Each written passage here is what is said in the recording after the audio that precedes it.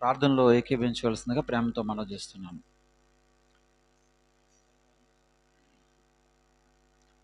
కృపా కనికరములు కలిగిన మా ప్రియ పరలోకపు తండ్రి, ప్రేమ కలిగిన మా దేవా, మీకు స్తోత్రములనైనా. మరొకసారి మీ పాదాల చెంతకు చేరి మీ దివ్యమైన వాక్కులు ధ్యానం చేసుకోవడానికి మాకు ఇచ్చినటువంటి అవకాశాన్ని బట్టి కృతజ్ఞతలు తండ్రి. మా జీవితంలో మిమ్మల్ని గురించినటువంటి వార్త మాకు సంతోషాన్ని ఇస్తుంది నాయన. మిమ్మల్ని గురించి తెలుసుకోవాల్సిన సంగతులు నాయన నేర్చుకోవటానికి మా జీవితకాలం సరిపోదు, కానీ ఉన్న జీవితంలో ప్రభువా మరి కొన్ని విషయాలైనా మేము నేర్చుకుని నీతి కలిగిన నీ రాజ్యానికి వారసులు అవటానికి ప్రభు మాకు సహాయం చేయండి. సర్వశక్తిమంతుడుగా, సర్వోన్నతుడు అయిన దేవుడుగా, అతి పరిశుద్ధుడిగా నాయన మీరు లేఖనాల ద్వారా ప్రత్యక్షపరుచుకున్న విధానాన్ని బట్టి కృతజ్ఞతలు. మీరు ఇచ్చినటువంటి జీవగ్రంథములో ఉన్న సత్యాలు మేము ధ్యానం చేసుకోవటానికి చేరి ఉంటుండగా మా అందరికీ నాయన మీరు తోడుగా ఉండి నడిపించండి. వింటున్న ప్రతి వారికి కూడా నీ పరిశుద్ధ లేఖనాలు అర్థం చేసుకుని నాయన మిమ్మల్ని నాయన మీకు తగినట్లుగా మిమ్మల్ని స్తుతించడానికి, ఆరాధించడానికి, నీ వాక్యక్రమంలో వారి జీవితాలు కట్టుకోవటానికి సహాయం చేయమని యేసు ప్రభు వారి పవిత్రమైన నామంలో ఈ ప్రార్థన మీకే అర్పిస్తున్నాను తండ్రి. ఆమేన్. ప్రేమైన దేవుని పిల్లారా, దేవుని యొక్క కృపను బట్టి ఈరోజు కూడా దేవుని యొక్క సన్నిధిలో దేవాది దేవుని గురించిన సంగతులు మనం నేర్చుకోవటానికి దేవుడు మనకు సహాయం చేస్తూ ఉన్నారు. మరి ఈ లేఖనాలను ధ్యానం చేసుకునే ఈ కార్యక్రమాల ద్వారా మనకు తెలియనటువంటి అనేకమైనటువంటి విషయాలు పరిశుద్ధాత్మ దేవుని ప్రేరణతో రాయబడిన మరి ఈ గ్రంథములో మనము నేర్చుకోవడానికి ఆ పరిశుద్ధాత్మ దేవుడే మనకి సహాయం చేస్తూ ఉన్నారు. మరి మన జ్ఞానానికి అందనటువంటి విషయాలు బైబిల్ గ్రంథంలో ఉన్నాయి.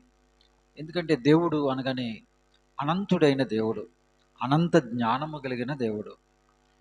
కాబట్టి అలాంటి అనంత జ్ఞానము కలిగిన దేవుని గురించి, ఆ దేవుని సంగతుల గురించి తెలుసుకోవటానికి కేవలము మనిషి యొక్క నాలెడ్జ్ సరిపోదు ప్రియులరా.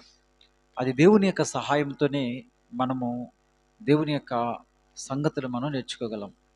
అందుకే ఎప్పుడు వాక్యం మనం చదివినా, వాక్యం వింటున్నప్పుడు కానీ దేవా ఈ వాక్యం అర్థమయ్యే స్థితి మాకు దయచేయనైనా, అర్థం చేసుకునే జ్ఞానాన్ని మాకు అనుగ్రహించునైనా అని చెప్పి వినేటప్పుడు కానీ చదివేటప్పుడు కానీ ప్రార్థనాపూర్వకమైన ఆలోచనతో మనసుతో దేవుణ్ణి అడిగి మనం కూర్చున్నప్పుడు తప్పనిసరిగా దేవుడు మనకి అర్థమయ్యే విధంగానే దేవుడు మనతో మాట్లాడతాడు. ప్రియులరా, ఈ సమాజంలో ఎన్నో పుస్తకాలు మనకు కనబడుతున్నాయి, కానీ దేవుణ్ణి గురించిన పరిపూర్ణమైన వివరణ ఇచ్చినటువంటి ఏకైక గ్రంథం బైబిల్.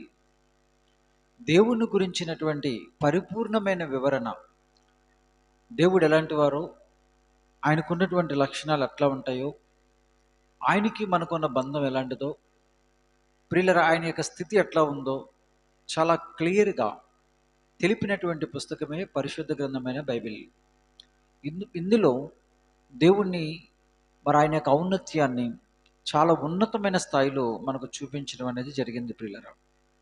దేవుడైన ఆయన మరి మనిషితో పోల్చుకుని, ఒక వస్తువుతో పోల్చుకుని ఈరోజు సమాజంలో దేవుణ్ణి ఊహించుకుంటూ చిత్రాలు గీసి అమ్ముకుంటూ లేక పూజిస్తూ బ్రతుకుతున్న నేటిది సమాజంలో పరిశుద్ధ గ్రంథమైనటువంటి బైబిలు అసలు దేవుని గురించి ఏం చెప్పింది అనేది మనం ఆలోచన చేయగలిగితే గనక అనేకమైనటువంటి విషయాలు దేవుని గురించి రాయబడి ఉన్నాయి.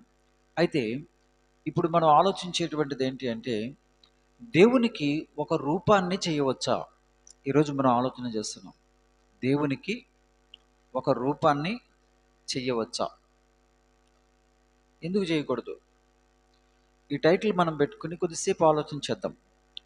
ఎందుకంటే ప్రియులరా, దేవుని పేరుతో ఈరోజు ఈ లోకంలో ఎన్నో రూపాలు కనబడుతున్నాయి. ఒక్కటి కాదు.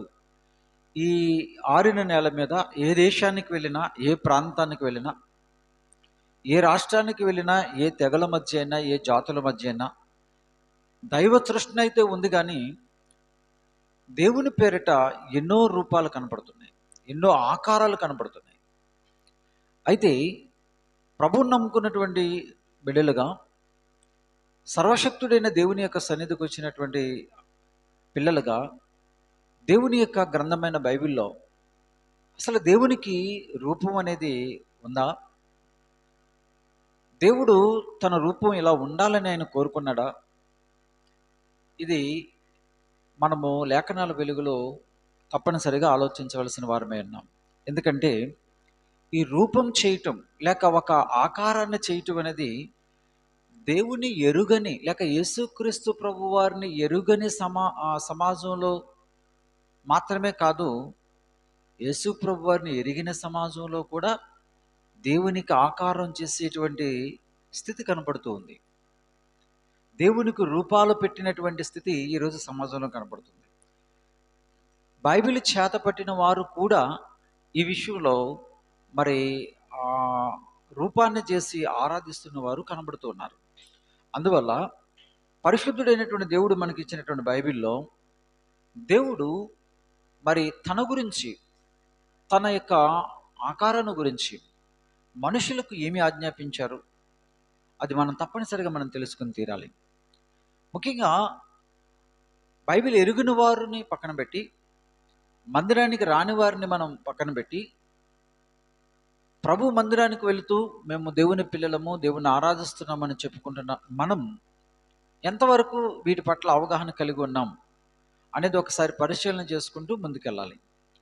లేకపోతే గనుక దేవుడు ఏదైతే చేయొద్దన్నాడో అదే చేసి ఆయన కోపాగ్నికి గురయ్యే ప్రమాదం ఉంది. అలాంటి సంఘటనలు చరిత్రలో ఏమైనా జరిగాయా అనేది కూడా ఈరోజు మనం కొద్ది నిమిషాలు ఆలోచన చేయబోతున్నాం. ప్రియులరా, సర్వసృష్టికర్త అయిన దేవుడు, సృష్టికర్త అనే పదం క్రియేటర్, సృష్టికర్త ఎప్పుడు సృష్టికి బయట ఉంటాడు అనే సంగతిని మీరు గుర్తెరగాలి. సృష్టించే వస్తువులో సృష్టికర్త ఉండడు. సృష్టించేవారు, తయారు చేసేవారు బయట ఉంటారు. ఒక కుమ్మరి ఆయన ఉన్నారనుకోండి, ఒక కుండను తయారు చేసేటప్పుడు ఆ కుండ, ఆ మట్టి ఆయన చేతిలో ఉంటుంది, ఎదురుగుండా ఉంటుంది. ఈయన ఎదురుగుండా పెట్టుకుని దాన్ని తయారు చేస్తారు. ఏమండి, ఈ కుమ్మరి అయినా చేయబడిన కుండ ఒకటేనా? ఆ చేయబడిన మట్టిలో ఈయన ఉన్నాడా అంటే, ఏమండి, చేయబడిన సృష్టికర్త వేరుగా కనబడుతున్నాడు, సృష్టింపబడేటువంటి వస్తువు వేరుగా మనకు కనబడుతుంది. ఈ లోకంలో ఏ వస్తువైనా తయారు చేసినటువంటి వ్యక్తి ఉంటాడు, తయారు చేయబడిన వస్తువు ఉంటుంది. వస్తువు వేరు, తయారు చేయబడిన వ్యక్తి వేరు. అంటే సృష్టికర్త అనే ఆయన సృష్టికి వెలుపల ఉంటాడు అనే సంగతి మన దైనందిన జీవితంలో మనం అనుభవిస్తున్నటువంటి స్థితిగతులను బట్టి మనం చెప్పవచ్చు.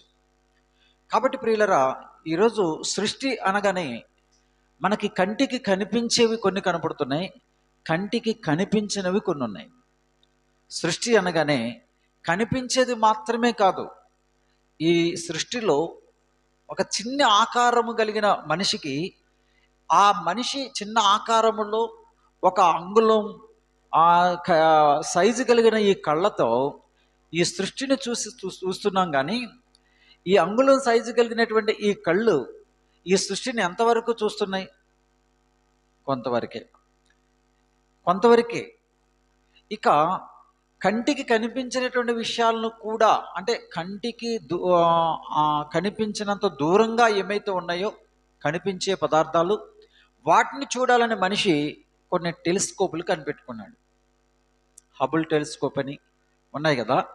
అంటే మనకి ఈ యొక్క సృష్టిలో కనబడుతున్న ఈ నక్షత్రాలు, ఈ పాలపుంత నక్షత్ర మండలం, ఈ సృష్టిలో మనకి కనబడుతున్నటువంటి అక్కడక్కడ కనబడుతున్న ఇవి ఇంకా సుదూరంగా ఉన్న ఈ విశ్వాన్ని ఎంతుందో తెలుసుకోవాలని చెప్పి ఒక వస్తువును తయారు చేసుకున్నారు, టెలిస్కోప్.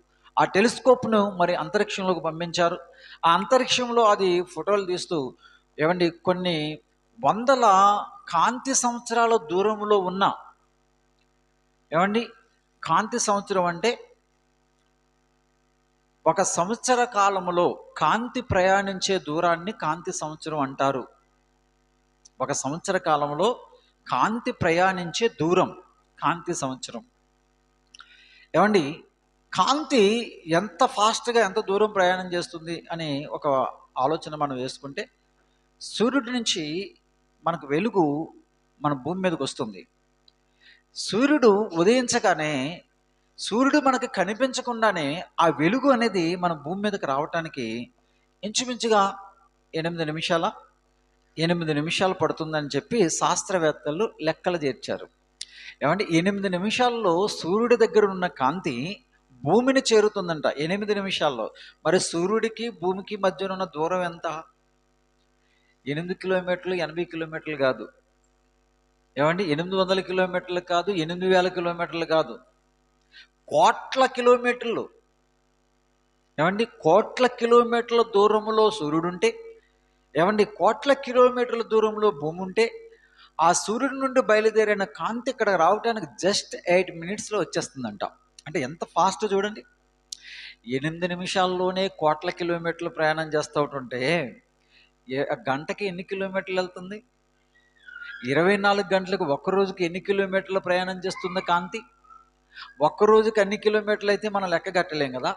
మరి అలాంటిది 365 రోజులు అంటే 1 సంవత్సర కాలం ప్రయాణించడం అంటే ఎంత దూరం? అనంతం కదా. అందుకే అది లెక్క కట్టలేక దాన్ని కాంతి సంవత్సరం అన్నారు శాస్త్రవేత్తలు. అలాంటి కాంతి సంవత్సరాలు కొన్ని వందల వేల మరి కాంతి సంవత్సరాల దూరములో ఉన్న నక్షత్ర మండలాలను ఉనికిని కనుక్కోవాలని చెప్పి ఏమండి ప్రయత్నం చేస్తున్నాడు మనిషి. అవన్నీ భౌతికమైన పదార్థాలే, అంటే కనిపించే పదార్థాలే. దూరంగా ఉన్నా దగ్గరికి వెళ్తే కనబడుతుంది. ఇక్కడి నుంచి చూస్తే అమెరికా మనకు కనబడుతుందా? కనబడదు. అక్కడికి వెళ్తే ఉంది, కనబడుతుంది. ఇవన్నీ కనిపించేవి. ఈ విశ్వంలో కనిపించేవి ఉన్నాయి, ఏమండి కనిపించనివి కూడా ఉన్నాయి. భౌతికమైనవి, అభౌతికమైనవి. సృష్టికర్త అయిన దేవుడు భౌతికమైనవి సృష్టించారు, అభౌతికమైనవి కూడా సృష్టించారు. అంటే కనిపించనివి సృష్టించారు, కనిపించేవి కూడా సృష్టించారు. సృష్టికర్త. ఆ సృష్టికర్త అయినటువంటి దేవుడు, ప్రియమైనటువంటి దేవుని పిల్లరా, మనిషి కంటే ముందుగా ఈ విశ్వాన్ని తయారు చేసి ఆ విశ్వంలో తన పోలిక చెప్పున, తన స్వరూపము చెప్పున, తన ఆకారము చెప్పున, అంటే ఆకారం అంటే మళ్ళీ ఆయనకు రూపం అనుకోవద్దు. కంటికి కనిపించినటువంటి లక్షణాలు అవి, కనిపించేవి కాదు, కనిపించని లక్షణాలు. అండ్ పర్సనాలిటీ, కనిపించినటువంటి లక్షణాలు. కనిపించే ఈ భౌతిక ఆకారంలో కనిపించినటువంటి ఆయన యొక్క లక్షణాలను బట్టి ఈ భూమి మీదకి మనిషిని తయారు చేసినట్లుగా ఆదికాండము మొట్టమొదటి అధ్యాయంలోనూ మనకు కనబడుతుంది. ఏమనుంది మొదటి అధ్యాయంలో? దేవుడు భూమి ఆకాశములను సృజించెను. దేవుడు తన స్వరూప 27 దేవుడు తన స్వరూపమందు నరుని సృజించెను, దేవుని స్వరూపమందు వాణ్ణి సృజించెను, స్త్రీనిగాను పురుషునిగాను వాణ్ణి సృజించెను. చూసారా, ఇక్కడ చూస్తే స్వరూపం అని కనపడుతుంది, ఆకారంగా అనిపిస్తుంది కదా మనకి. కాదు, కనిపించే స్వరూపం గురించి ఆయన మాట్లాడట్లా. ఏమండి కనిపించేటువంటి స్వరూపం గురించి ఆయన మాట్లాడలేదు. కనిపించని ఆయన యొక్క అదృశ్య ఆ లక్షణాల గురించి ఆయన మాట్లాడుతున్నాడు. ప్రియులారా, ఇది మనకు అర్థం కావాలంటే పరిశుద్ధ గ్రంథాన్ని మనం ఆద్యంతము ధ్యానం చేసుకుంటే మనకు తెలుస్తుంది దేవుని యొక్క లక్షణాలు అంటే. అందుకే ఆ దేవాది దేవుడు, సృష్టికర్త అయినటువంటి దేవుడు మనిషిని కలుగు చేసిన తర్వాత తన యొక్క ఉనికిని ప్రపంచ మానవాళికి తెలియచేయటం కొరకు కంటికి కనిపించినటువంటి ఆయన యొక్క ఉనికిని, ఆయన యొక్క స్వరూపాన్ని, ఆయన ఆకారాన్ని మనిషికి తెలియచేయాలని ఉద్దేశంతోనే ఆయన ఎలాంటి వాడో తెలియచెప్పడానికి ఆయన గుణ లక్షణాల గురించి ఆయన ఎన్నో చోట్ల మాట్లాడాడు. ఈ ప్రకృతిలో ఆయన యొక్క లక్షణాలు కనబడుతున్నాయని మాట్లాడాడు. అనంతుడైన దేవుడు, ఈ సృష్టి, ఈ విశ్వమే ఇంత పెద్దగా కనబడుతుంటే ఈ సృష్టించినటువంటి దేవుడు ఇంకెంత పెద్ద అయినా అనే ఆలోచన మనిషికి రావాలా వద్దా? రావాలి కదా ప్రియులారా. సృష్టించిన సృష్టి ఇంత పెద్దగా ఉంటే సృష్టికర్త ఇంకా ఎంత పెద్దగా ఉంటారు. సృష్టించిన సృష్టిలోనే ఇంత శక్తి కనబడుతుందంటే, ఎన్నో శక్తులు మనకు కనబడుతున్నాయి ఈ సృష్టిలో మనకి. అయస్కాంత శక్తి అంటున్నాం, విద్యుత్ శక్తి అంటున్నాం, భూమి ఆకర్షణ శక్తి అంటున్నాం. ఎన్ని శక్తులు మనకు కనబట్లే?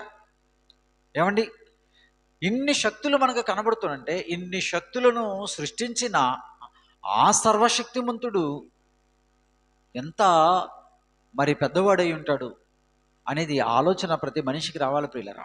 అందుకే ఏ గ్రంథము కూడా వీటి గురించిన వివరణ ఇవ్వలేదు, కానీ బైబిల్ మాత్రం ఇచ్చింది. దేవుని గురించినటువంటి పరిపూర్ణమైనటువంటి వివరణ పరిశుద్ధ గ్రంథమైన బైబిల్లోనే మీకు దొరుకుతుంది. మీరు నిజంగా దేవుడిని తెలుసుకోవాలనుకుంటే, ఆ నిజ దేవుడు ఎవరో మీరు తెలుసుకోవాలనుకుంటే, ఆయనకి మనకు ఉన్న బంధం ఏంటో మీకు తెలుసుకోవాలనుకుంటే బైబిల్ మాత్రమే మీకు తెలియజేస్తుంది. ఆ బైబిల్ దగ్గరకు మనం రావాలి ప్రియులరా. దేవుని గురించి మాత్రమే కాదు, మనిషి గురించి, సృష్టి గురించి, సృష్టి పుట్టుక గురించి, ఏమంటే సృష్టి పతనం గురించి, మనిషి పుట్టుక గురించి, మనిషి యొక్క అంతం గురించి, మనిషికి మరణం తర్వాత కూడా ఉండబోయే లైఫ్ ఎలాంటిదో, ఆ జీవితం ఎంత ఉన్నతంగా ఉంటుందో, ఇవన్నీ కూడా తెలియజేసినటువంటి ఏకైక గ్రంథం బైబిల్. ఆ బైబిల్ సృష్టికర్త దేవుడు, ఆ బైబిల్ని సృష్టించిన సృష్టికర్త కూడా దేవుడే.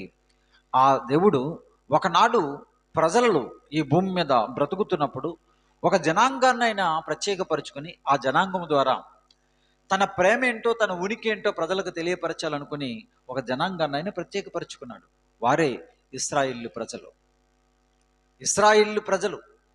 ఇశ్రాయేలు ప్రజల ద్వారా ప్రియులరా ఈ సమాజానికి తనేంటో తెలియపరచాలనుకున్నాడు. ఎవరొకరి ద్వారా మరి తెలియపరచుకోవాలిగా, ఎవరొకరి ద్వారా దేవుడి గురించి తెలియపరచుకోవాలి కదా. అలా తెలియపరచబట్టానికి ఒక జనాంగాన్ని ఎన్నుకున్నాడు ఆయన, ఒక జాతిని ఎన్నుకున్నాడు ఆయన. వారే ఇశ్రాయేలు. ఆ ఇశ్రాయేలు అనే పేరు మీదుగా ఈ రోజుకి దేశం అనేది కనబడుతుంది. ప్రపంచ పటంలో మధ్యధరా సముద్రానికి నడిబొడ్డున మనకు కనబడుతున్నటువంటి ఆ దేశమే ఇశ్రాయేల్.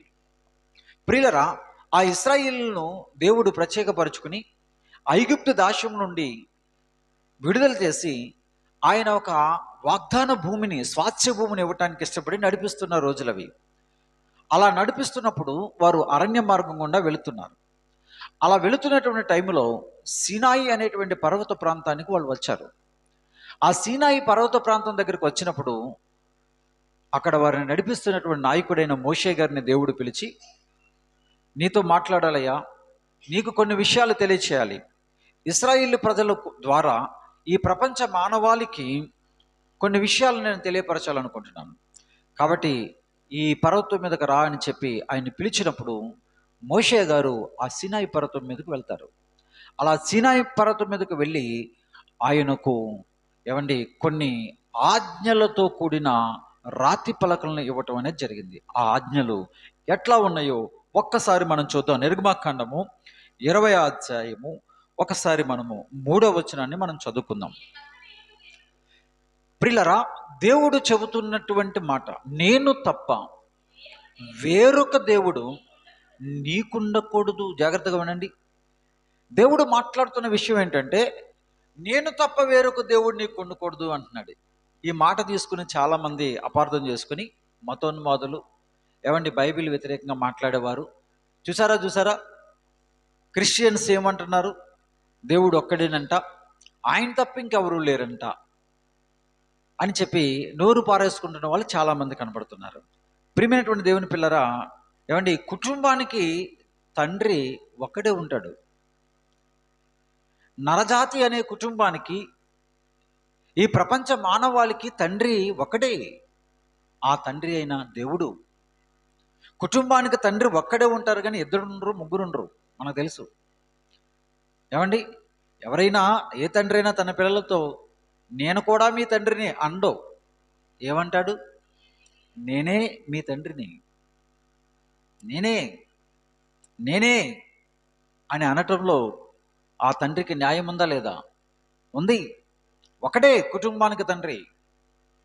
ప్రియులరా, భర్తతో లేక భార్యతో భర్త నేనే నీ భర్తను అంటాడు, నేను కూడా అండు. అసహ్యంగా లేదా మాట? అలాగే ప్రియమైన దేవుని పిల్లరా, సృష్టికర్త అయినటువంటి దేవుడు మనుషులందరితో కూడా ఆయన మాట్లాడుతున్న మాట ఏంటంటే, నేను తప్ప, అంటే నేనే అని ఎవరు అనగలరు? ఒరిజినల్ క్యారెక్టర్ అనగలరు, డూప్లికేట్ అనలేరు. నేనే అనేది ఏమండి ఒరిజినల్ క్యారెక్టర్ మాత్రమే అనగలరు. ప్రియులరా, సృష్టికర్త అయినటువంటి దేవుడు ఈ విధంగా అంటున్నాడు అంటే, ప్రియుల మనిషికి ఎలాంటి నైజం ఉంటుందో, రాను రాను మనిషి ఏమైపోతాడో భవిష్యత్తు ఎరిగినటువంటి దేవుడు ఏమండి ఆయన అంటున్నాడు, నేను తప్ప వేరొక దేవుడు ఉండకూడదు. పైన ఆకాశం అందే కానీ, క్రింద భూమి అందే కానీ, భూమి క్రింద నీళ్ళ అందే కానీ ఉండే దేని రూపమును ఆ విగ్రహమునైనను నువ్వు చేసుకోకూడదు, వాటికి సాగిలు పడకూడదు, వాటిని పూజింపకూడదు.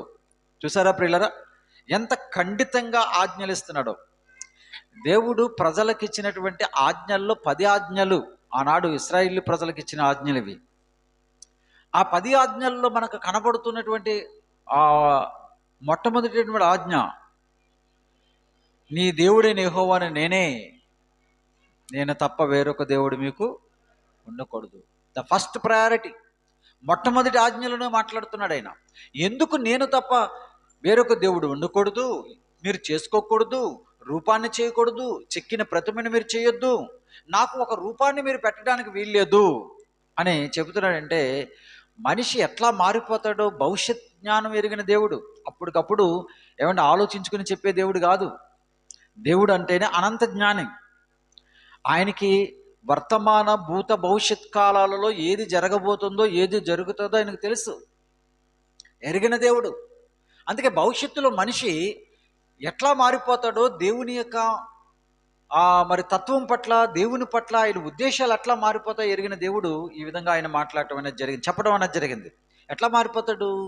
ఒకసారి ఒక ఉదాహరణ చూద్దాం. లేఖనాల్లో నుంచి ఒక మాట చూద్దాం. యోబు గ్రంథము 31వ అధ్యాయము 26వ వచనాన్ని మనం చూడగలిగితే గనక, యోబు గ్రంథము 31వ అధ్యాయము 26వ వచనం, సూర్యుడు ప్రకాశించినప్పుడు నేను అతనినే గాని,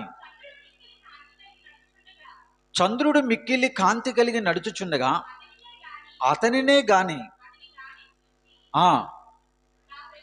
దానిని చూచి నా హృదయము రహస్యముగా ప్రేరేపింపబడి వారి తట్టు చూచి నా నోరు ముద్దు పెట్టిన ఎడలా పరమనందున్న దేవుని దృష్టికి నేను వేషధారినవుతానని ఒక భక్తుడు మాట్లాడుతున్నాడు. ఇక్కడ ఏమని మాట్లాడుతున్నాడు? సూర్యుడు బాగా ప్రకాశిస్తే మనకి ఏమనిపిస్తుంది అంట? చంద్రుడు బాగా ప్రకాశిస్తే మనిషికి ఏమనిపిస్తుందంట? అంటే మనిషి యొక్క నైజం ఎట్లా ఉంటుందో ముందుగానే చెప్తున్నాడు దేవుడు. ఏమండి, ఏదైనా సరే మన కంటికి ఇంపుగాను అందంగాను కనపడితే మన హృదయంలో దానికి చోటిచ్చేసేటువంటి తత్వం మనకుంది. అర్థమైందా మీకు? మనిషికి కంటికి ఇంపుగా ఏది కనపడినా, అద్భుతంగా ఏది కనపడినా, ఆశ్చర్యకరంగా ఏదైనా వస్తువు కనపడుతూ ఉంటేనట, ఆ వస్తువుకి కానీ, ఆ వ్యక్తికి కానీ, ఆ రూపానికి కానీ, ఆ ఆకారానికి కానీ మనం ఒక టైటిల్ ఇచ్చేస్తాం. ఏంటో తెలుసా? దేవుడు. ఏ టైటిల్ ఇచ్చేస్తాం? దేవుడు. అంతే, సింపుల్గా. ఏమండి, నేను రహస్యంగా ప్రేరేపింపబడి నేను ముద్దు పెడితేనే నేను వేషధారిని అంటున్నాడు. దేనికట? చూడండి, అప్పుడప్పుడు ఇలా చూసుకుని గాల్లో ఇస్తూ ఉంటారు కదా, దాన్ని చూసి, ఒక ఆకారాన్ని చూసి ఇస్తారు ఎవరా? ఏమండి, ఇలా అనుకుంటారు కదా, ముద్దులు పెడుతూ ఉంటారు కదా. ఇది ఎప్పుడు చెప్పాడు చూడండి ఈ మాట ఎప్పుడు చెప్పు? యోబు గ్రంథము ఏమని క్రీస్తుకు పూర్వం కొన్ని వందల సంవత్సరాల క్రితం రాయబడిన ఈ గ్రంథములో మనిషి తత్వం ఇప్పుడు కనబడుతుంది మనకి. కానీ ఇలాంటి నైజము మనిషిలోకి వస్తుందని చెప్పి కొన్ని వందల వేల సంవత్సరాల క్రితమే దేవుడు చెప్పాడు. అంటే దేవునికి ప్రతిగా, దేవుని ఆలోచనకు ప్రతిగా ఒక వస్తువును చూసి, సృష్టిలో ఉన్నటువంటి ఒక నక్షత్రాన్ని చూసి, సృష్టిలో ఉన్న ఒక గ్రహాన్ని చూసి, లేక మనిషి కట్టిన కట్టడాన్ని చూసి, మనిషి తయారు చేసినటువంటి వస్తువును చూసి దేవుని స్థానాన్ని ఇచ్చేస్తాడట. ఇది ఎరిగిన దేవుడు, ఇది తెలిసినటువంటి దేవుడు ఆజ్ఞలలో ప్రప్రథమ ఆజ్ఞగానే దేవుడు ఏం చెప్తున్నాడంటే, మీరు ఏ రూపాన్ని మీరు చేసుకోవటానికి వెళ్ళలేదు. ఖండితంగా చెప్పాడు వాళ్ళకి. చెప్పబడిన వారు అంటే చెప్పించుకున్నవారు ఎలాంటిలో తెలుసా? 400 సంవత్సరాలకు పైబడి భయంకరమైన బానిస బ్రతుకుతూ ఉన్నారు ఈజిప్ట్ దేశంలో. వారు మామూలు బానిసత్వ బ్రతుకు కాదు వాళ్ళది. ఏమండి, బ్రిటిష్ వాళ్ళు మనల్ని పరిపాలించిన బానిస బ్రతుకుల కంటే ఏమండి ఈజిప్టియన్స్ ఇస్రాయేల్ని పరిపాలించినటువంటి బానిసత్వం బహుఘోరమైనది, చాలా ఘోరమైనది ప్రియులరా. బైబిల్లో రాయబడ్డాయి వాళ్ళు ఎంతగా వారిని హింసించారు, ఎంతగా బాధ పెట్టారు, ఏమండి ఎంత కష్టతరమైన పనులు చేపట్టారు. వారు కట్టిన పిరమిడ్లు కూడా ఇస్రాయేల్ని కట్టినాయి అని చెప్పి బైబిల్ పండితులకి అభిప్రాయం. ఏమంటే పరిశోధనలో అంటే వీళ్ళ చేతే వెట్టి చాకరీ చేయించి ఈజిప్ట్ దేశంలో ఫారో చక్రవర్తులు వారి సమాధుల్ని పిరమిడ్లుగా తయారు చేశారని చెప్పి ఏమండి చెప్తూ ఉంటారు. అంటే అంత చాకరీ చేయించారు. ఏమంటే వాళ్ళకి పట్టెడు అన్నం పెట్టడానికి చాలా ఇబ్బందులు పెట్టేవారు. పంటలు పండించేది వీళ్ళే, ఏమంటే వాటికి కావలసిన కట్టడాలు కట్టేది వీళ్ళే, అన్నీ వాళ్ళే సమకూర్చుకోవాలి, ఏనాటిది వాళ్ళు చెయ్యాలి. చాలా హింసపడ్డారు. అలాంటి హింస పడుతున్న టైంలో ప్రియులరా వారి యొక్క మొరను విని దేవుడు ఒక రక్షకుడిని పంపించాడు. ఆయనే మోషే గారు. మోషే గారి ద్వారా కొన్ని అద్భుతాలు, ఆశ్చర్యకార్యాలు, అంటే మానవాతీతమైన కార్యాలు దేవుడు చేసి వారిని ఏమండి ఆ ఈజిప్ట్ బానిసత్వం నుంచి బయటికి తీసుకొచ్చాడు. మామూలు పరిస్థితి కాదు. వారు చూసిన కార్యాలు ప్రపంచ చరిత్రలో దేవుడు చేసిన అద్భుతాలు ఎవరైనా చూశారు అంటే ఏమండి వండర్స్ చూశారు అంటే ఇశ్రాయేలు ప్రజలే.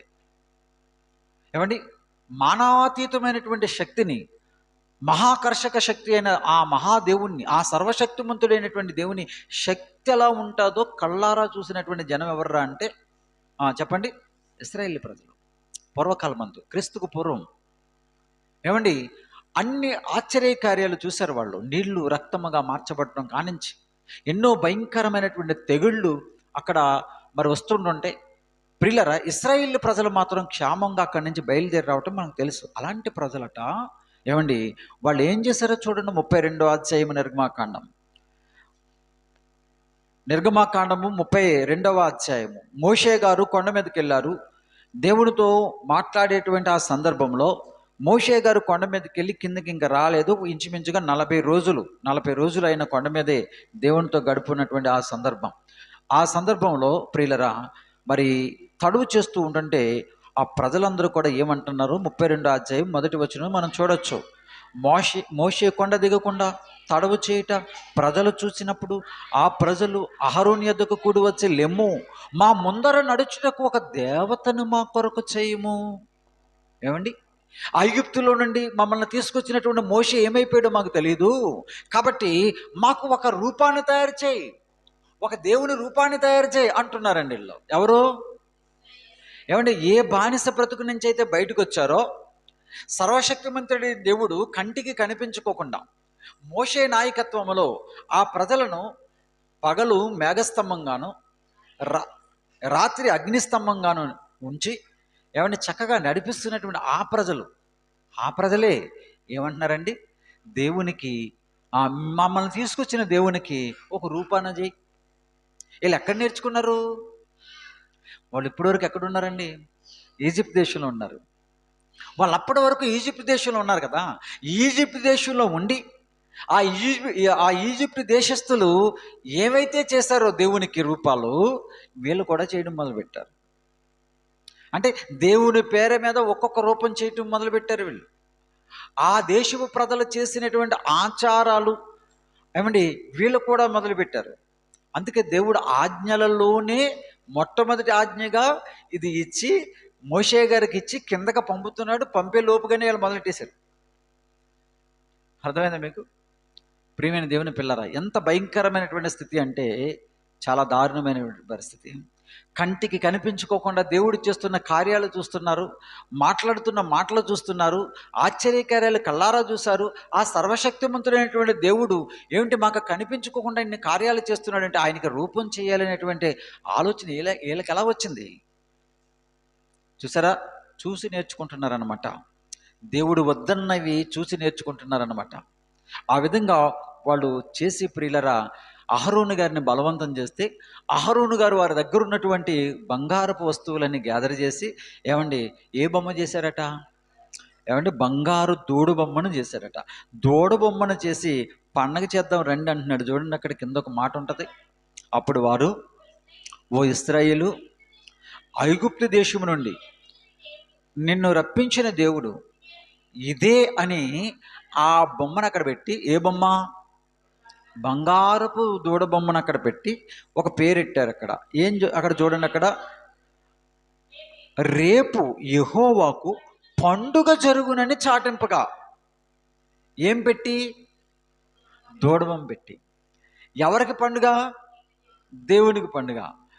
బొమ్మ ఎవరిది? దూడబొమ్మ. పేరు ఎవరిది? దేవునిది. చూడండి ఎంత బాగుందో. ఏమంటే పండగ ఏమో దేవుని పేరా?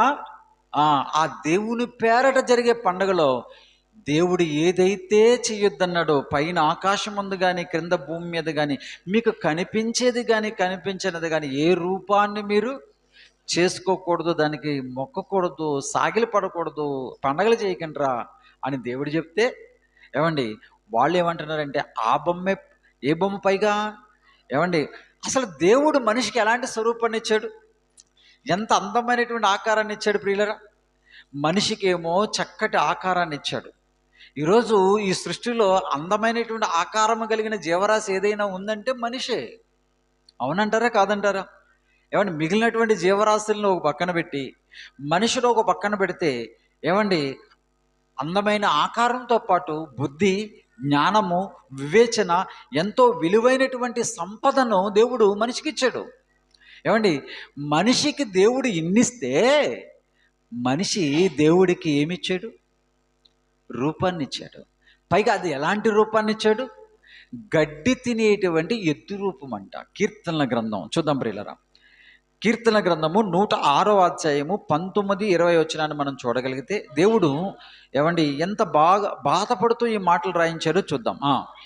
హోరేబులో వారు దూడను చేయించుకున్నది, పోత పోసిన విగ్రహమునకు నమస్కారము చేసిరి, తమ మహిమాస్పదమైన గడ్డివేయు ఎద్దు రూపమునకు మార్చారు. చూసారా ప్రియులరా? ఏ రూపాన్ని చేశారట? గడ్డి మేసే ఎద్దు రూపాన్ని చేశారట. ఇదే మాట మరొకసారి మాట్లాడుతున్నాడు. ఇదే బాధపడుతూ కీర్తనల గ్రంథము 115వ అధ్యాయము 5-6 వచనాలు మనం చూడగలిగితే అక్కడ కూడా కీర్తన గ్రంథము 115వ అధ్యాయములో ఒక మాట ఎందుకు బాధపడుతున్నాడు, ఎందువలన ఆయన బాధపడుతున్నాడు అనే విషయాన్ని మనం చూస్తే ఇక్కడ కనబడుతుంది. ఎందుకంటే నువ్వు చేసుకున్నటువంటి రూపానికి నోరుంటుంది కానీ పలుకుతుందా? పలకదు. కళ్ళుంటాయి కానీ చూస్తాయా? చూడవు. చెవులుంటాయి, వింటావా? వినవు. ముక్కు పెడతావు దానికి నువ్వు, కానీ వాసన చూస్తుందా? చూడదు. చేతులుంటాయి, పాదాలుంటాయి, గొంతుకుంటుంది.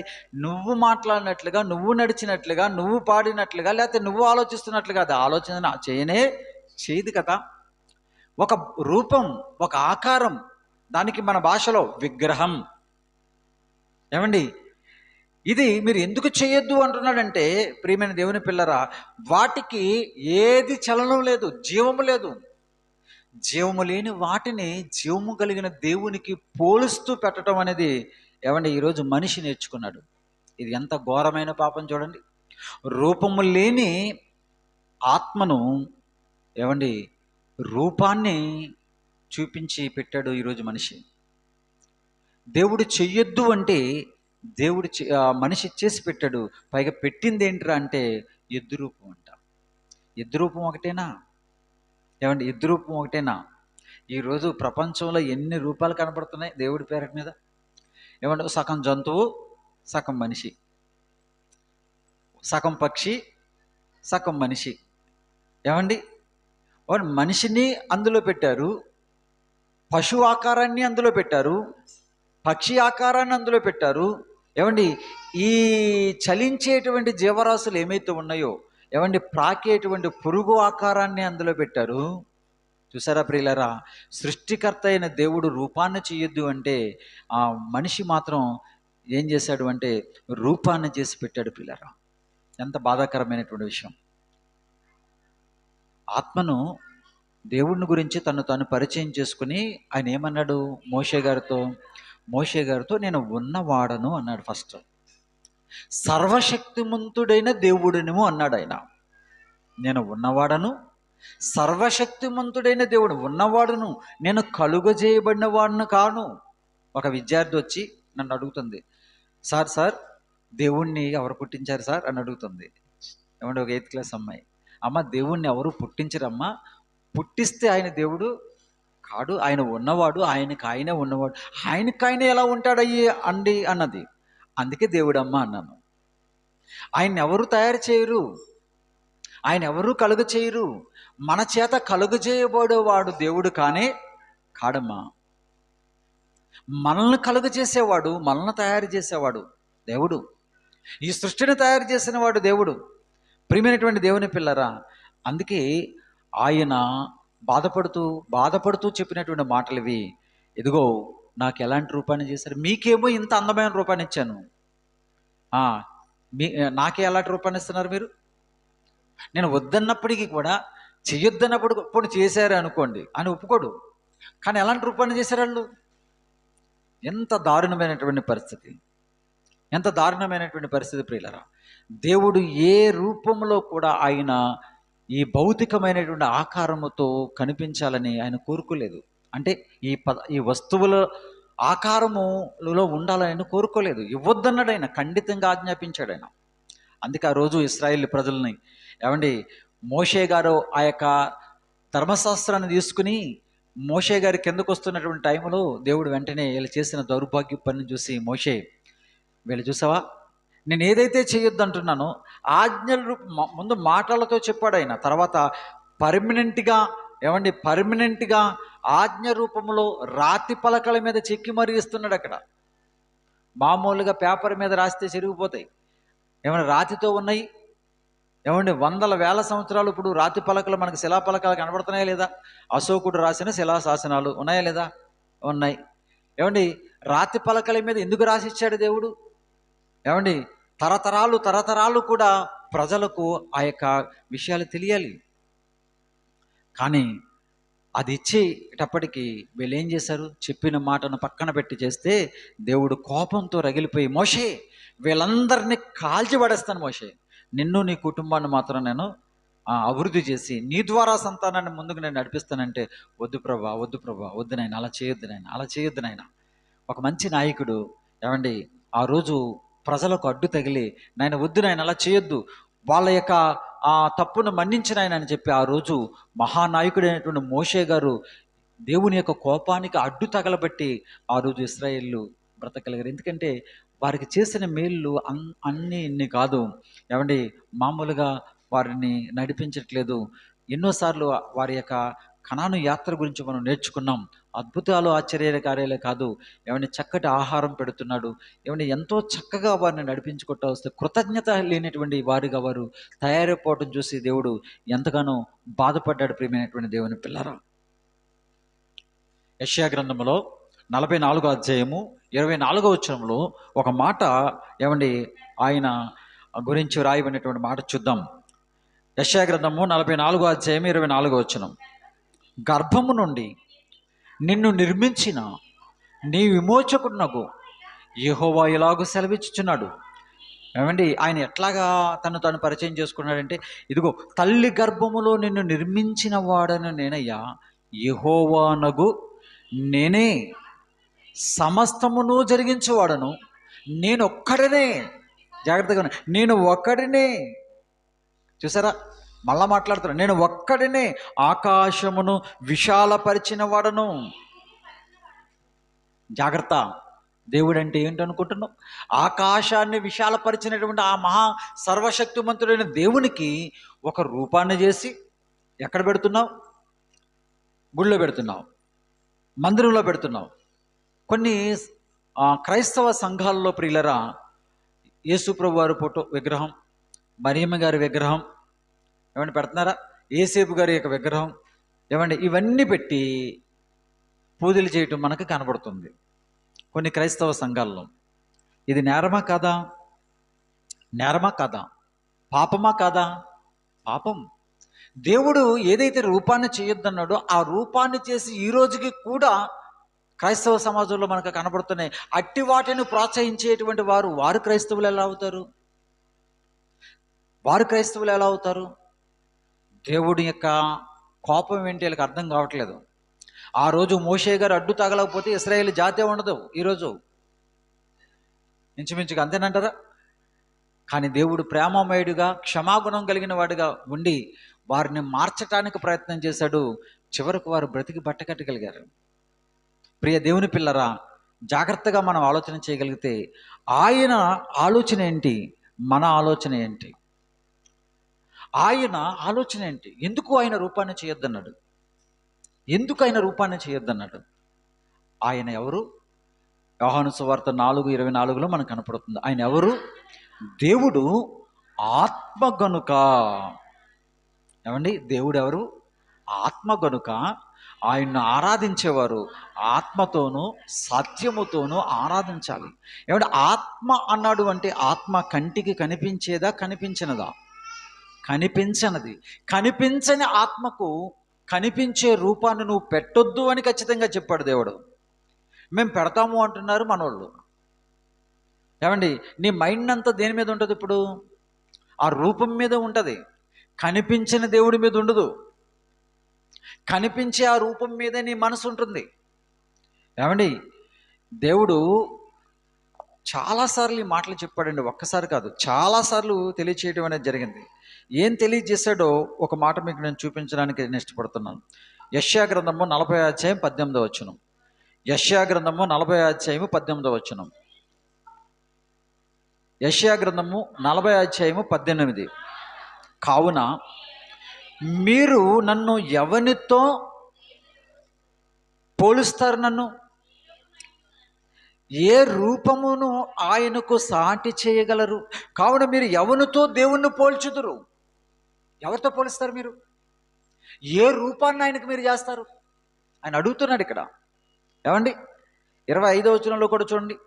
నువ్వు ఇతనితో సమానుడు అని మీరు నన్నెవనికి సాటి చేయుదురుడు అని పరిశుద్ధుడు అడుగుచున్నాడు. సృష్టించిన సృష్టికర్త అయిన దేవుడు ఈరోజు అడుగుతున్నాడు. ప్రియమైన దేవుని పిల్లరా, సమస్త మానవాళిని, అందులో దేవుని పిల్లలైన మిమ్మల్ని, మనలందరినీ కూడా ఎవరితో నన్ను సాటి చేస్తారు? ఏ రూపాన్ని మీరు చేస్తారు? విగ్రహారాధన పాపం, భయంకరమైన పాపం అని ఆద్యంతము దేవుడు సెలవిస్తున్నప్పటికీ కూడా ఈరోజు క్రైస్తవ సమాజంలో మనకు కనబడట్లేదు అలాంటివి. ఎందుకు చేస్తారు మీరు? నన్ను ఎవరితో మీరు సాటి చేస్తారు? మీరు ఆ రూపాన్ని ఎందుకు చేయాలనుకుంటున్నారు మీరు? నేను వద్దని చెప్పానుగా. కంటికి కనిపించిన ఆకారముతో సమీపింపరాని తేజస్సులో ఆయన ఉన్నాడు అన్న సంగతి ఇదిగో వాళ్ళకు ప్రత్యక్షపరచబడ్డాడే ఆ రోజు. లేఖనాల వెలుగులో మనకు కూడా ప్రత్యక్షపరచబడుతున్నాడే. ప్రియ దేవుని పిల్లరా, ఏమండి? నన్ను ఎవరికి సాటి చేస్తారు మీరు? ఏమండి? ఏ రూపాన్ని నాకు ఇస్తారు? ఏ రూపాన్ని నాకు ఇస్తారు అని ఆయన ఖచ్చితంగా ఇక్కడ ఆయన మాట్లాడుతున్నాడు ప్రియులరా. ఎందుకంటే ఇందాక మనం చూసాం, రూపం అట ఆకారం అయితే ఉంటుంది, దానికి జీవం ఉండదు. మరి దేవుడు ఎవరు? జీవాధిపతి. దేవుడు జీవము కలిగిన దేవుడు. జీవము కలిగిన దేవుణ్ణి జీవము లేని ఒక ఆకారాన్ని, బొమ్మని తయారు చేసి పెట్టేస్తున్నాం. ఎంత దారుణం ఇది! ఏమండి? అంతా ఎందుకు? చిన్నప్పుడు స్కూల్లో చదువుతున్నప్పుడు మన స్నేహితులు తాటికాయ అంత తలకాయ బొమ్మేసి, ఏమండి, బాణలాంటి పట్టేసి, సన్నంగా ఉన్న ఏమంటే పొలంలాగా 2 కాళ్ళు ఎట్టి కింద మోహన్ అని పేరు రాశారనుకోండి, ఊరుకుంటానా? చెప్పండి మీరే. మీ పేరు రాశారనుకోండి, మీరు ఊరుకుంటారా? ఏంటి, ఆకారంలో నేను ఉన్నానా? ఆకారంలో నేను ఉన్నానా? ఏమండి? అంటే మన కాని రూపాన్ని మనం ఊహించలేము, మనం ఒప్పుకోం. ఇంకో విషయం చెప్పమంటారా? కంటికి కనబడుతున్న ఈ ఆకారాన్ని ఫోటో తీస్తే ఆ కెమెరామ్యాన్ని ఎన్ని అంటామో మనం. ఈ ఆకారమే కనపడింది, ఈ ఆకారమే. ఫోటో సరిగా తీయలేదు, ఫోటో సరిగా తీయలేదు, ఫోటో సరిగా తీయలేదు. ఇంకెలా తీయాలి నిన్ను? ఉన్నది ఈ ఆకారమే. కానీ నీ ఆకారమే నీకు కనబడుతున్న, అబ్బాయి ఇంకా బాగా కనపడాలి, ఇంకా బాగా కనపడాలి, ఇంకా బాగా కనపడాలి. ఎంత ఆశ, ఎంత తృష్ణ! ఈరోజు ఫోటోల పేరుతో ఏమండి వేల వేల రూపాయలు ఖర్చు పెడుతున్నారు. అవునా కదా? మామూలుగా కాదు. ఈ ఉన్న ఆకారానికి మేకప్లు వేసే స్థాయి దాటిపోయింది ఇప్పుడు. మేకప్ల స్థాయి నుంచి సినీ ఫక్కీలో, సినిమా స్టైల్లో ఏమండి ఏదైనా ఒక వివాహం జరుగుతుందంటే పెళ్ళికి ముందే ఏమండి ఏదో చట్టా పట్టాలు వేసుకుని తిరుగుతున్నట్లుగా వాళ్ళు ఫోజులు అవన్నీ చూస్తానంటే చాలా ఏమండి కొన్ని అసహ్యకరంగా కనబడుతున్నాయి. గౌరవప్రదంగా కనబట్లా, అసహ్యకరంగా ఉంటున్నాయి ప్రియులారా. పెళ్లి కాకముందు సహోదరుడు, పెళ్లి కుమార్తె ఎవరు, కొడుకు ఎవరు ఏమంటే విడివిడిగానే ఉంటారు. కానీ వాళ్ళ పెళ్లికి మాత్రం ఆ ఫ్లెక్సీలు ఎలా కనబడతారు వాళ్ళు? ఏమండి ఒళ్ళో పడుకున్నట్లుగా ఒకళ్ళు, ఏమండి ఈ మీద ఎక్కించుకున్నట్లుగా మరొకరు. ఏమండి ఇవన్నీ ఎక్కడ నేర్చుకున్నారు వీళ్ళు? సినిమాలు చూసి. క్రైస్తవ సమాజంలో అది జరగకూడదు ప్రియులారా. అది అపవిత్రం, అది అపవిత్రం. జాగ్రత్త. మన దేవుడు పరిశుద్ధుడు. వివాహము కూడా ఎలాంటిదని చెప్పాడు? పరిశుద్ధమైనది, ఘనమైనది. పరిశుద్ధుడైన దేవుని పిల్లలం మనమంతా. రహస్యంగా భార్యాభర్తల మధ్య రహస్యంగా ఉండవలసినటువంటి ఆ యొక్క సిట్యుయేషన్స్ ఏవైతే ఉన్నాయో అవి ఓపెన్గా బయట చూపించి ఆనందపడేటువంటి తత్వం ఇది దుష్టుని యొక్క తత్వం. తెలుసా మీకు? ఒక్కొక్కసారి బాధేస్తుంది ప్రియులరా. స్త్రీ స్నానం చేస్తున్నప్పుడు నలుగెడుతూ కూడా వీళ్ళు ఫోటోలు తీసి వీడియోలు తీసి ఎక్కడ చూపిస్తున్నారు? స్క్రీన్ల మీద చూపిస్తున్నారు. అసహ్యం కదా? ఏమండి అవసరమయ్యి ఇది అవసరమా? ఎక్కడ నేర్చుకుంటున్నారు?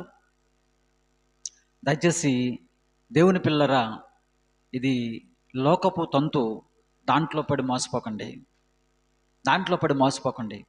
ఆనందం అనేది పవిత్రంగా ఉండాలి. ఆనందం అనేది సంతోషపడటం తప్పు కాదు, ఆనందపడటం తప్పు కాదు.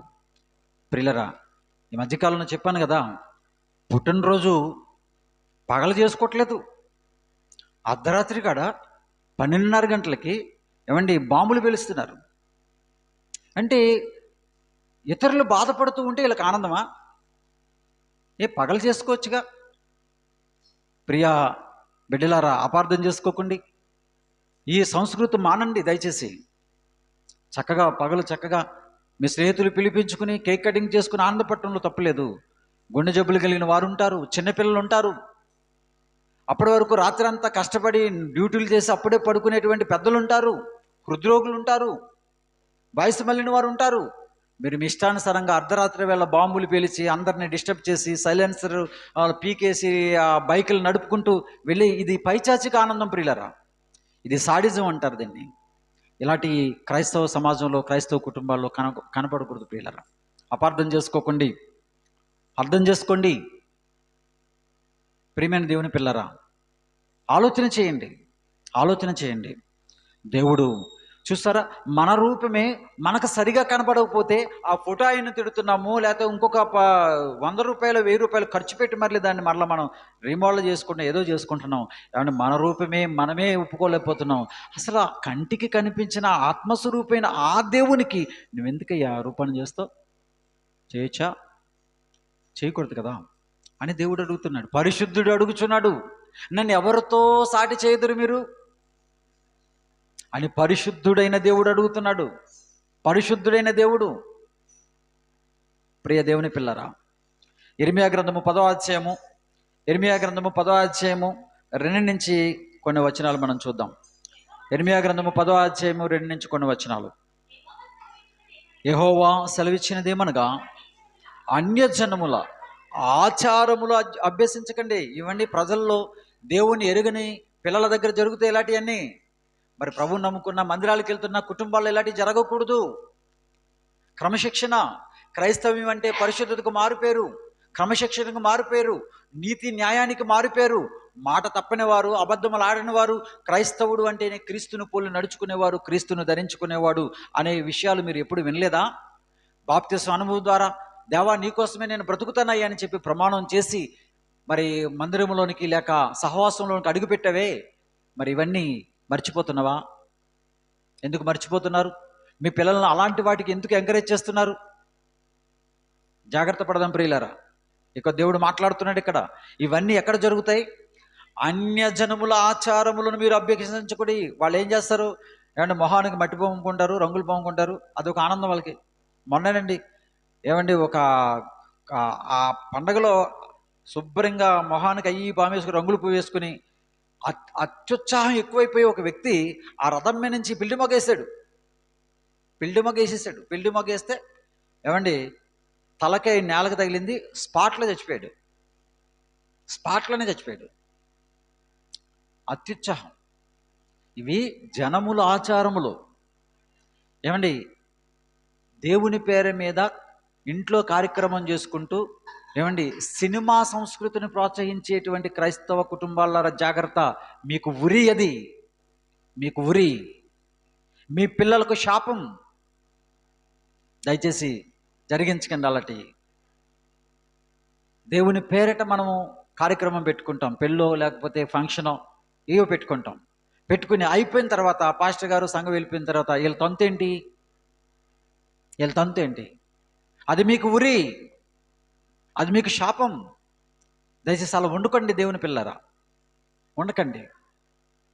దేవుడు ప్రేమించి మనతో మాట్లాడుతున్నటువంటి విషయాలు, దైవికమైనటువంటి విషయాల్లో మనం క్రమంగా లేకపోతే దేవుడు మనల్ని ఎట్లా కాపాడతాడు? కాపాడేది ఆయనే, రక్షించేది ఆయనే, ఆరోగ్యం ఇచ్చేది ఆయనే, ప్రేమించేది ఆయనే, బ్రతకమని చెప్పి ఏమని ప్రమాదాల నుంచి తప్పించేది ఆయనే. అలాంటి దేవునికి అవమానకరంగా మనము దేవుని పేరట చేయొచ్చా? ఆ రోజు ఇశ్రాయేలు ఎద్దు బొమ్మను చేసి యెహోవా పేరట పండుగ చేసుకుందాం రండి అని చెప్పి తింటూ త్రాగుతూ ఏం చేశారు? వాళ్ళు ఆడుటకు లేచారట. ఎవరి పేరు మీద? దేవుని పేరు మీదే. అన్ని దేవుడి పేరు మీద జరిగేవి. ఘోరం. ప్రియమైన దేవుని పిల్ల, దయచేసి అలాంటి సంస్కృతిలోనికి వెళ్ళొద్దు. దేవుని ఆశీర్వాదాలు పోగొట్టుకోకండి, దేవుని శాపానికి మనం గురి కాకూడదు. జనముల ఆచారములు చిహ్నములకు మీరు భయపడకండి. జనాలు భయపడతాయి, అయితే మీరు భయపడకండి అని చెప్తున్నాడు. డైరెక్ట్గా 8వ వచనంలోకి వెళ్ళిపోతే, జనులు కేవలము పశుప్రాయులు, అవివేకులు, బొమ్మల పూజ వలన వచ్చు జ్ఞానము వ్యర్థము. ఏంటండి? ఏ పూజ? రూపాన్ని చేసుకుని మీరు దాన్ని మనసులో పెట్టుకుని చేసేటువంటి అది ఏదైతే ఉందో అది వ్యర్థమునైనా, అది వ్యర్థం. ఇలాంటి దయ్యముల జ్ఞానం. అందుకే నేను కోరుకుంటుంది ఏంటో తెలుసా? మీరు నాకు ఒక రూపాన్ని పెట్టి, ఒక ఆలయాన్ని కట్టి, ఆ గుడిలో ఆ రూపంగా నన్ను పెట్టేసి పూజించమని నేను కోరుకోవట్లా. మీ దేహం అనే ఆలయములోనే నేను ఉండాలనుకుంటున్నాను. మీ దేహమైన ఆలయంగా ఉండాలి, మీలో ఉండాలనుకుంటున్నాను నేను. నాకు రూపం వద్దు. అంటే ఎంత గొప్ప ఆధిక్యత ఇచ్చాడు చూడండి. మనమే దేవునికట ఆలయం అండి. మనమేమనుకుంటున్నాం? బయట ఒక ఆలయం కట్టి, ఊరు బయట ఒక గుడి కట్టి, అక్కడ ఒక రూపాన్ని పెట్టేసి ఆ దేవుడు నువ్వు అక్కడ ఉండని మనం అంటున్నాం. కానీ దేవుడు ఏమంటున్నాడు? వద్దు నాయనా, నేను మీలోనే ఉండాలనుకుంటున్నాను అంటున్నాడు. ఎంత ఆధిక్యత ఇవ్వాలనుకుంటున్నాడు దేవుడు మనకి, ఎంత ఆధిక్యత ఇవ్వాలనుకుంటున్నాడు. అందుకే కొరింథీయులకు రాసినటువంటి 2వ పత్రిక 6వ అధ్యాయం 16వ వచనంలో ఆ మాటలు మనకు చెప్తున్నాడు. చూద్దాం ప్రియులారా. దేవుని ఆలయమునకు విగ్రహాలతో ఏమి పొందిక? మనము జీవము కలిగిన దేవుని ఆలయమై ఉన్నాం. చూసారా? దేవుని ఆలయానికి విగ్రహాలకి పొందిక ఏమీ లేదు. కాబట్టి రూపాన్ని చేయొద్దు నాయనా, చేయకండి. అలాంటి సంఘాలకి సహవాసాలకి వెళ్ళకండి. మాట్లాడితే పిల్లాడు పుట్టాడంటే ఎంటికలు తొలగించుకోవడానికి ఎక్కడికి తీసుకెళ్తున్నారు మీరు? కొంతమంది ఎక్కడికి తీసుకెళ్తున్నారు? ఇక్కడ ఉన్న వాళ్ళు ఎవరు వెళ్ళరండి? వెళ్ళారా? ఎవరన్నా వెళ్తున్నారా? ఎక్కడికి? విగ్రహం దగ్గర తీసుకెళ్తున్నారు మీరు. పాపం చేస్తున్నారు మీరు. గర్భఫలం దేవుడిచ్చు బహుమానం అని దేవుడు చెప్పి, దేవుడి పేరు మీద నువ్వేమో పెద్ద ప్రగల్భాలు పలికి ఇక్కడ మళ్ళీ ఎక్కడికి వెళ్తున్నావు? విగ్రహం దగ్గరికి వెళ్తున్నావు. పాపం కాదా అని అడుగుతున్నాను నేను. దేవుడు అడుగుతున్నాడు ఇక్కడ. అన్యజనుల ఆచారాలు మీరు కొబ్బరికాయలు కొడతావు, అక్కడ తల అంటావు, వాళ్ళు ఏదైతే చేస్తున్నారు నువ్వు అది చేస్తావు. పైగా ఎవరి పేరు మీద అంటున్నావు? దేవుడి పేరు మీద అంటున్నావు. పరలోకాన్ని కోల్పోతాం ప్రియులరా, జాగ్రత్త పడదాం. భూమి మీద ఒకవేళ నువ్వు బాగా బ్రతికొచ్చేమో, కానీ పరలోకం మాత్రం నీకు రాదు. నిత్యాగ్ని గుండానికి వెళ్ళిపోయే ప్రమాదం ఉంది. అందుకే దేవుడు హెచ్చరిస్తున్నాడు, దేవుని ఆలయానికి విగ్రహాలకి ఏమి పొందుక, తీసిపారేయి. నీ హృదయంలో నేను ఉండాలనుకుంటున్నాను. నీవే నాకు ఆలయముగా ఉండాలనుకుంటున్నాను. నాకు రూపాన్ని నువ్వు చేయొద్దు. ఎంత చక్కగా ఆయన మాట్లాడుతున్నాడు ప్రియులారా. ఎంత ఆధిక్యత మనిషికి దేవుడు ఇచ్చాడో ఒకసారి ఆలోచన చేయని ప్రియులారా. దేవుడు ఉండకూడనటువంటి ఆలోచనలు, దేవుడు ఎలా ఉండకూడదు అనుకున్నాడో అలాంటి ఆలోచనలు నీకు రప్పించింది ఎవరు అంటే దుష్టుడు. అందుకే ఎక్కడ కొండ పెడితే కొండ కనబడితే అక్కడ వెలిసిపోతున్నాడు. ఎవరు? దేవుడి పేరు మీద. ఆ మహాతల్లి ఈ భూమి మీద యేసు ప్రభుల వారికి జన్మనివ్వటానికి ఆమె జీవితాన్ని త్యాగం చేసి, నా రక్షకుడు నా ప్రభువు అని చెప్పి ఆమె ఆనందపడి బ్రతుకు కాలమంతా ఆయనను రక్షకుడిగా అనుభవించి పరదేశులు ఆ తల్లి ఉంటే, ఈ మహానుభావులు ఏం చేస్తున్నారు కింద? ఆవిడ బొమ్మను పెట్టి, ఆవిడ ఇక్కడ వెలిసింది, ఆవిడ అక్కడ వెలిసింది, ఎవరినై ఆ ప్రాంతాన్ని బట్టి ఒక పేరెట్టి తప్పు చేస్తుంది క్రైస్తవ సమాజం ప్రియులారా. అందుకే సమాజం అనేది దేవుని దగ్గరికి రాలేకపోతుంది. అందుకే వాస్తవాలు ప్రజలకు తెలియట్లేదు. నిజ దేవుని యొక్క తత్వం ఏంటో, ఆయన యొక్క ఉనికి ఏంటో ఈరోజు వాస్తవాలు మరి ప్రజలకు తెలియకపోవడానికి కూడా కారణం ఏంటంటే, ఈరోజు క్రైస్తవ సమాజంలో జరుగుతున్నటువంటి విగ్రహ పూజలు.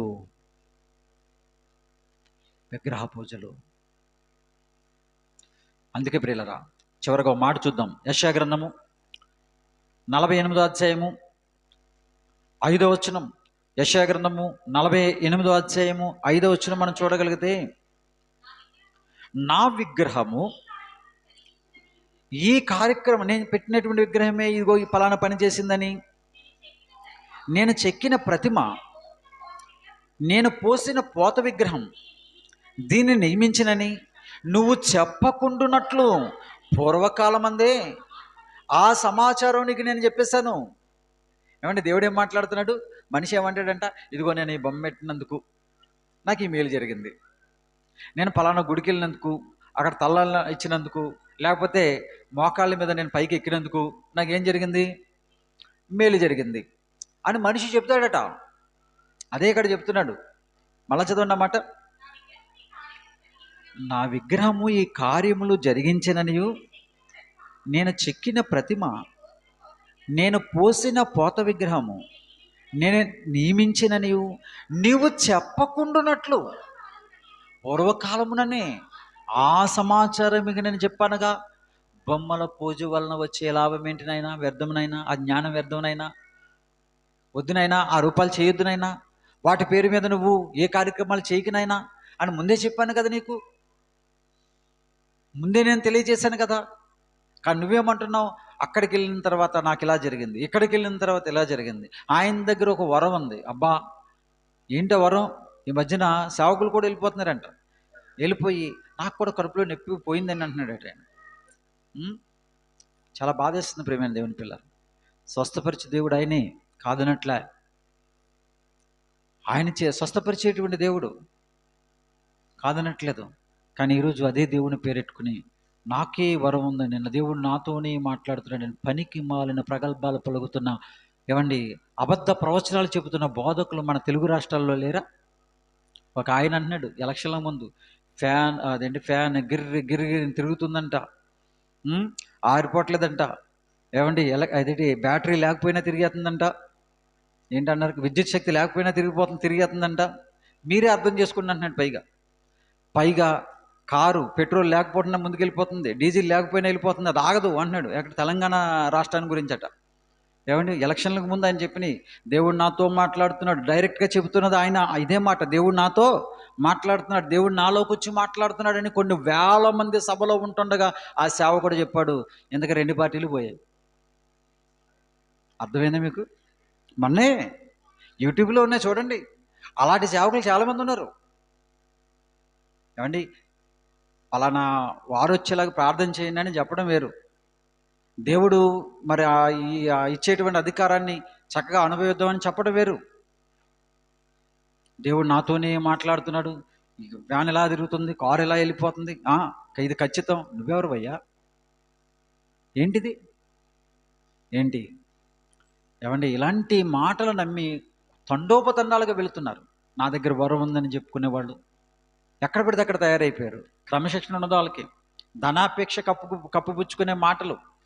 ఏమండి, క్రమశిక్షణ ఉండదు, పవిత్రమైన జీవితం ఉండదు, లేఖనాల సారాంశం తెలియదు. ధనాపేక్ష లోపల ఉన్నది ధనాపేక్ష. పైకి కనపడుతున్న ఈ వరాలు, ఈ అద్భుతాలు, ఈ యొక్క సూచనలు, ఆశ్చర్యగా అక్కడికే పరిగెడతాం మనం. మానుకోండి. ఇప్పుడే చెప్పాడు ఈయన. ఇదిగో ఏమంటున్నాడైనా, ఇదిగో నేను ముందే సమాచారం చెప్తున్నాను మీకు, ఇది చేయటం ద్వారా నాకు ఇది జరిగింది అని మీరు మీకు ముందే చెప్పాను నేను. ఇలా జరుగుతుందని మీరు అంటారు, ఇలా జరుగుతున్నది మీరు అంటారు. మీరు అలా అనకండి. ఎన్ని హెచ్చరికలు చేశాడు ప్రియమైన దేవుని పిల్లరా. ఈరోజు క్రైస్తవ కుటుంబాల్లో ఉన్న వాళ్ళు కూడా ఇలా వెళ్ళిపోవటం, విశ్వాస భ్రష్టులు అయిపోతున్నారు. వారిని ఫాలో అవుతూ కొంతమంది ఏమండి దేవుని పేరు మీదే ఇవన్నీ చేస్తూ దేవునికి దూరం అయిపోతున్నారు. రేపొద్దున్న కన్ను మూస్తే మన గమ్యం ఏంటి? అలాగని మన దేవుడు మనల్ని విడిచిపెడుతున్నాడా? దేవుడు నీకు మేలు చేయట్లేదా? దేవుడు నేను ఆపదల నుంచి తప్పించట్లేదా? మొర్ర పెడితే జవాబు ఇవ్వట్లేదా?